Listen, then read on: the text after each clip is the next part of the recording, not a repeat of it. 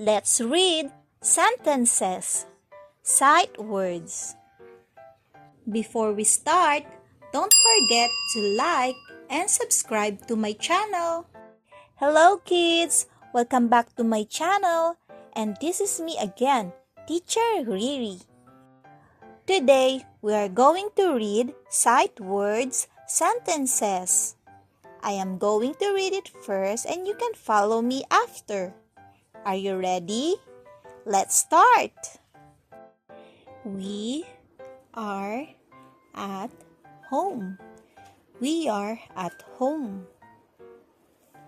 He has a big box. He has a big box. I like my mom. I like my mom. She has a red bag. She has a red bag. Look at the sky. Look at the sky.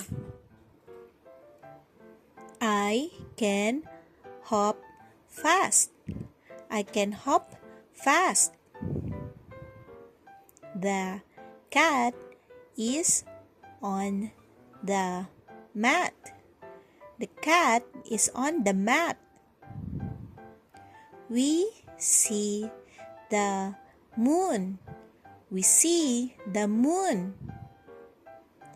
It is cold today. It is cold today. The sun is hot. The sun is hot. I am 5 years old. I am 5 years old. My dad is nice. My dad is nice. The ball is round. The ball is round. Can I have that? Can I have that? I see 2 dogs. I see 2 dogs. The bird is up high. The bird is up high.